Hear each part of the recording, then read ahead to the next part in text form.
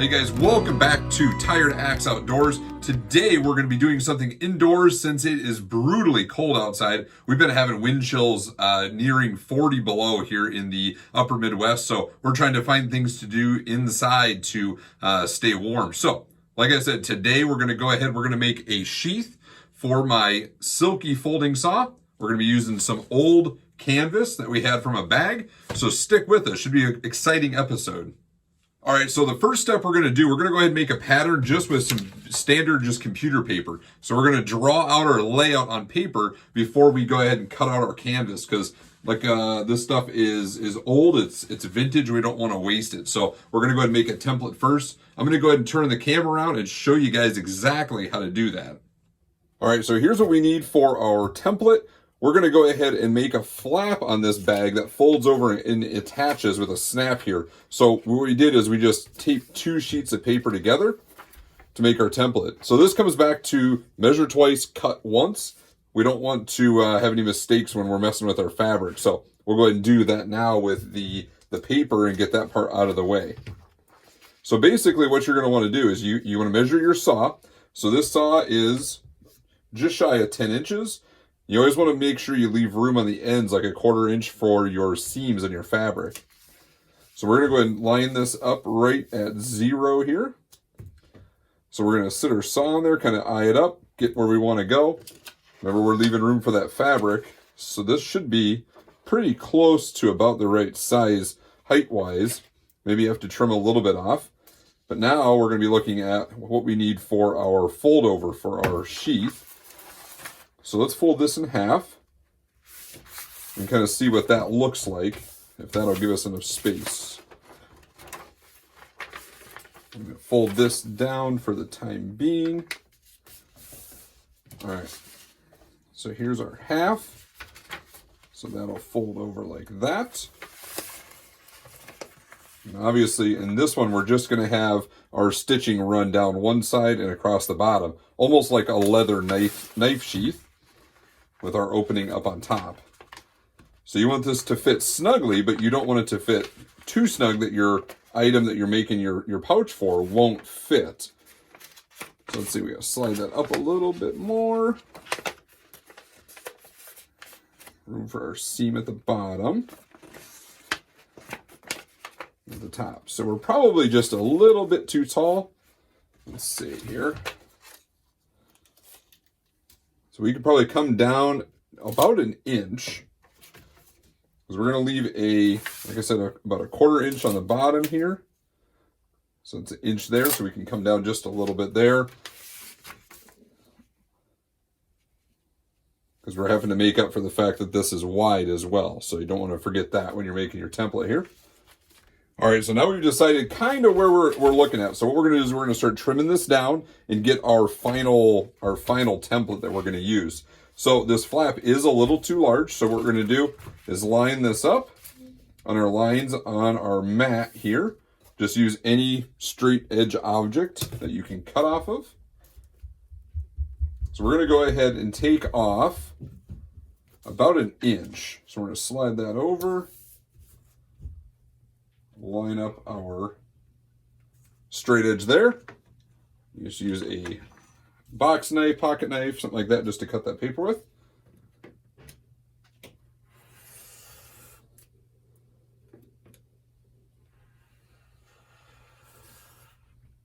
Okay, there is our flap. Get that out of the way.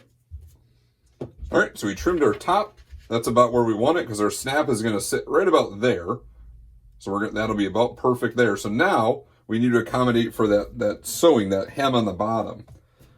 So what we want to do is line this up again. Get it right on our line so we get a good straight measurement. And then we need about a 1/4 inch from the bottom. And I'm going to give myself just a little bit more, because I'd rather have too much than too little. So there's about a 1/2 inch. So I'm going to go about 3/4. So about right there. We'll line that up. So these mats are super handy for trimming, for fabric or leather or paper in this case for our template.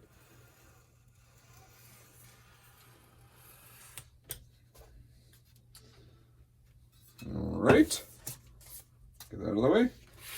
So this should about do it for our template here. So what we're going to do, we'll go ahead and cut half of this flap off.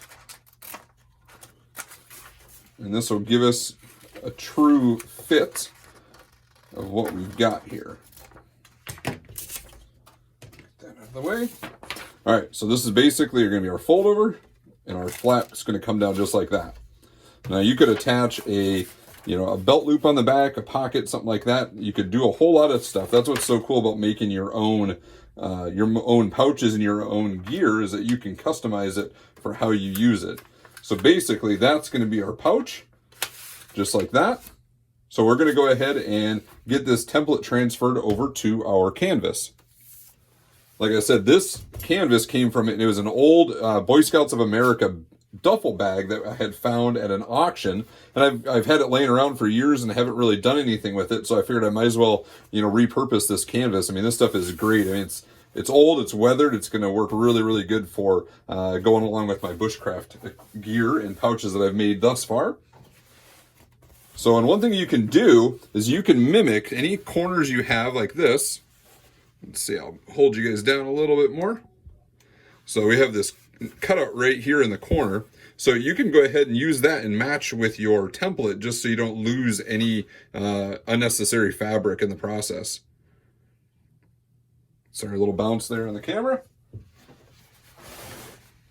So what we can do is pull this up, just like that. So now this can be our corner on the top right there. Got my awesome pink rotary cutter. You guys love that, right?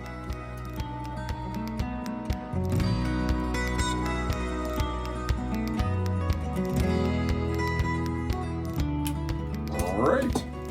So there is our template for our pouch. So basically, so I'll sit there. That's going to fold over just like that.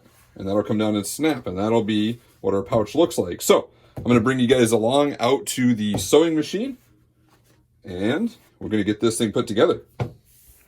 All right, so I jumped out here to my wife's sewing room and interrupted her from some Etsy orders, but she's letting me use her sewing machine, so it all works out well. All right, so what we're going to do is we're going to go ahead and sew 5 stitches down. We're going to reverse back up and then go forward again. And that's going to give this corner a nice strong spot to anchor. All right.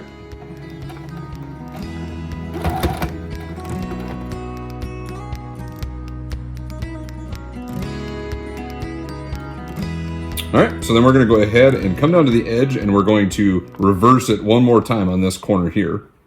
So we'll come forward another couple of stitches, maybe 3. All right, now we'll reverse back up.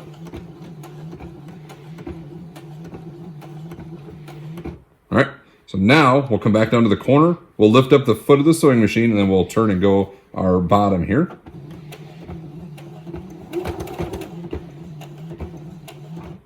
All right, so we're gonna lift this up.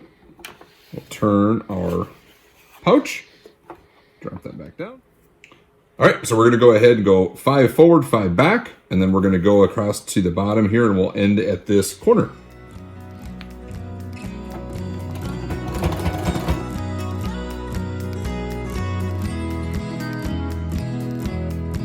All right, guys, so here is our pouch back in the workroom. Now, what we're gonna do is we're gonna go ahead and flip this inside out, and that's gonna go ahead and hide our seam. So with normal fabric, this is a little bit easier, but we'll go ahead and get it going here. Just kind of scrunch it up on your hand down to the bottom. Hold that, and then you're just gonna flip it inside out just like a sock.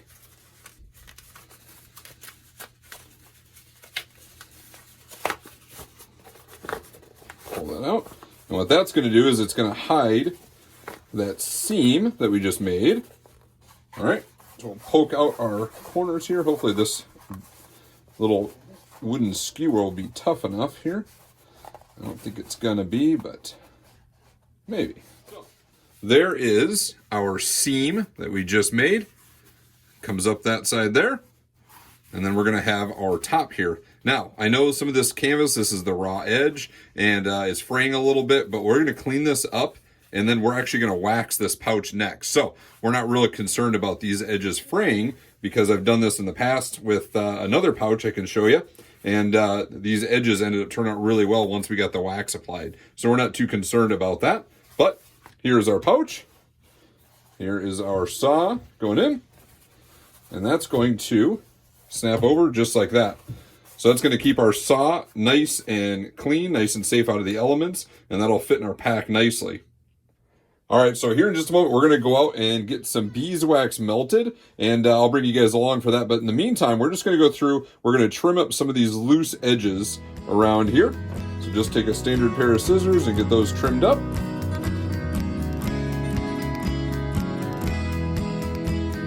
There we go.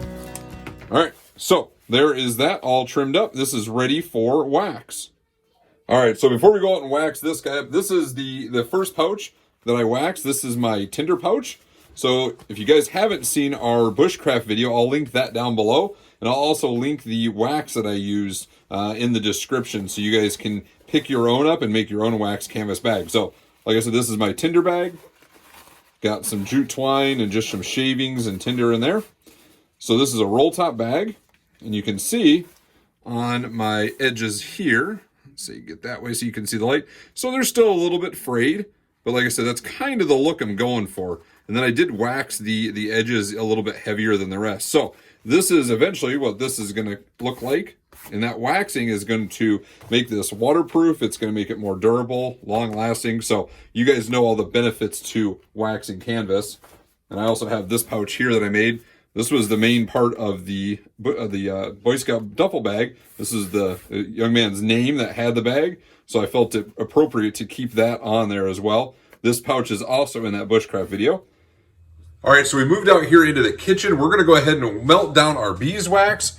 We basically just use chunks or blocks of beeswax. Like I said, I'm gonna link this down below in the description. So we use a double broiler method. So basically just a Pyrex dish that we use specifically for melting wax. This one's got a little bit of paraffin in it. That's fine. It'll mix together with that beeswax and not be an issue. And then we just use just a small kettle like this, about a quarter of the way full of water. So I will turn around the camera so you guys can see what we're doing. But we're going to go ahead and get that wax melted and get it on our pouch. All right, so basically what we're going to do, drop our wax straight into our Pyrex dish, and that'll just sit just like that in the pan. Now this will rattle and pop a little bit as that water boils, but then we're just going to go ahead and turn our burner on to high.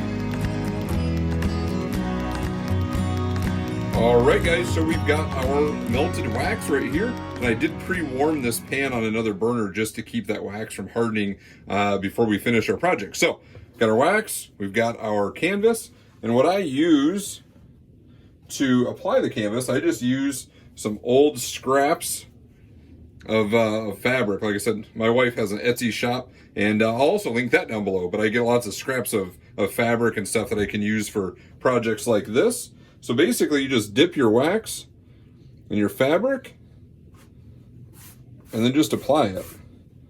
So where you initially get the wax on the fabric, you're going to obviously get more. But I also try to apply this kind of in a circular motion. You can see how quick it applies to that cloth.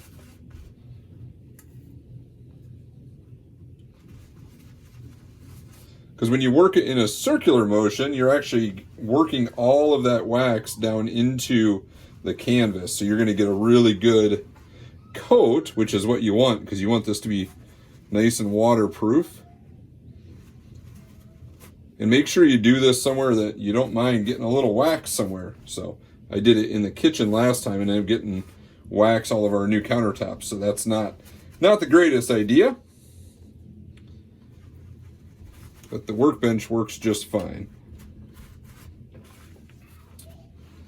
All right, so now what we're going to do is we're going to hit this with a either a heat gun or a hair dryer on high. So I'm going to go ahead and do that now.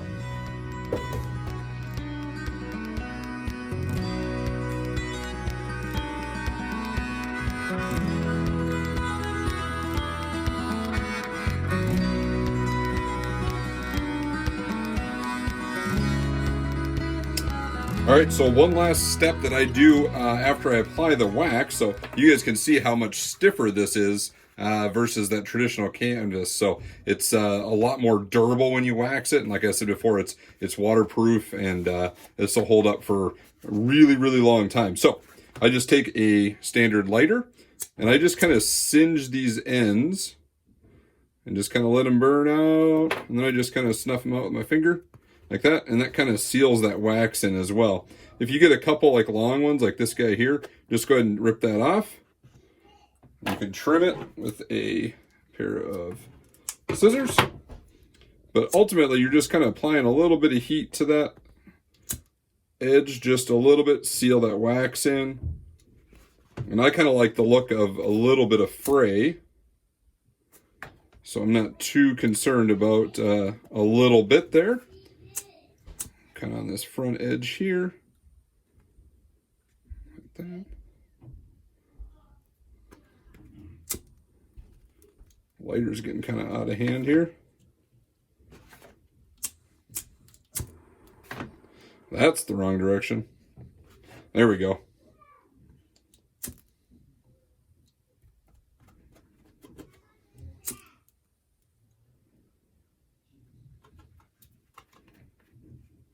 So that just kind of seals that wax in there. All right, so there is our waxed canvas pouch. So the next step we're going to do is we're going to go ahead and seat a snap there and there. So we're just going to use a simple snap setter that you would use for like leather working. So I'll go ahead and change the camera angle and I'll show you guys that. All right, so to go ahead and make our snap, our hole in the top here, we're just going to use a standard leather punch. So once again, you want to kind of measure exactly where you want this to be so you get the look you're going for. I've only got so much reach with this guy, so I'm actually just going to go up as high as I can and then make sure I'm centered so it looks nice. We'll go ahead and make our hole in our canvas. And then our snap's going to go into that.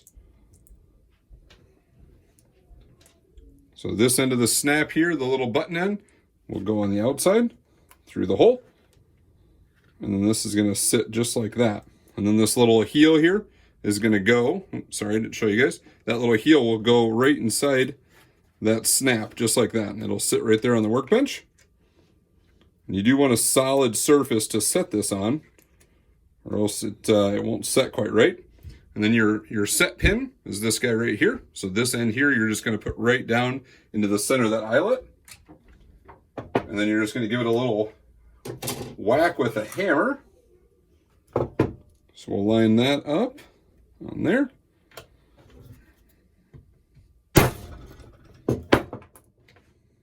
One good whack should do the job.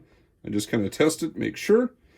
Basically what that does, if you're not familiar with these, is it basically just smushes over that that pin that was on the back of the snap. So then what you're going to do is go ahead and line this up. I just give it a little pressure. Then I know exactly where to make the hole for the other end of the snap.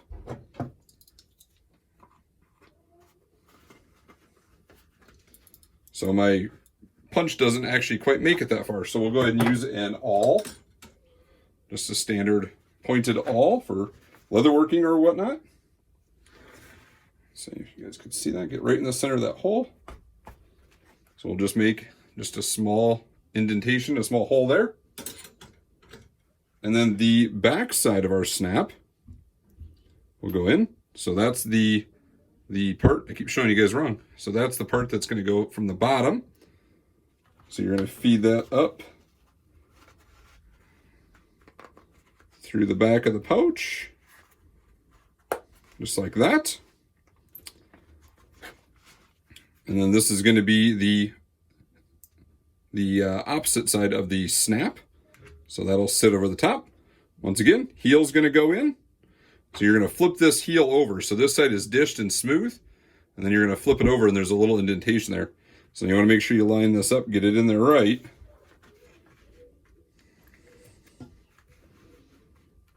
This canvas stiffened up nicely. This is going to be a nice pouch.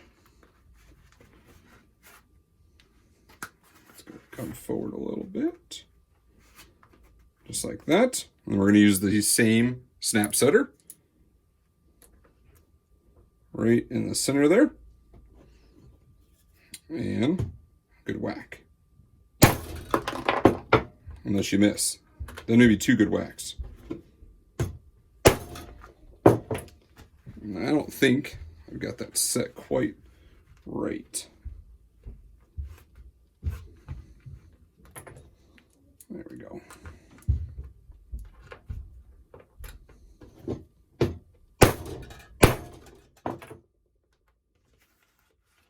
All right, so there is our other end of our snap. That'll come down, click right in like that. So there we go. There is our finished pouch. All right, guys, so we've got our pouch done. Really, really happy and excited with how this turned out. This thing is durable. This is going to hold up really well, and it's going to last for years and years. So the snap works well. Like I said, this canvas got really nice and stiff. You can see it. So this is going to be perfect for our sheath for our saw. So we'll go ahead and drop that in. Fits in there nice and neat, just like that. A little bit sticking out the top. You can grab this. I actually do plan on putting a lanyard on this so I could hang it up if we're out in the woods. So that'll provide a little bit better even grip there. So that'll turn around and snap like that. There we go. Really happy with how this turned out. All right, guys, as always, we really appreciate you checking out this video, checking out our new series on Bushcraft. Make sure before you go, you hit that subscribe button down in the corner and give us a like, give us a thumbs up. Also, check us out on Instagram at Tired Axe Outdoors. We got day-to-day photos, updates on upcoming videos, and just sneak peeks into our day-to-day life. So check us out there. Also, pick up some merch over at tiredaxeoutdoors.com. Hopefully here in the real soon, we'll be adding some bushcraft stuff. So that'll be over there for you guys. Shirts and koozies, the same stuff as normal is in there now. So hit that up. All right, guys, until next time, you stay safe. We'll catch you later.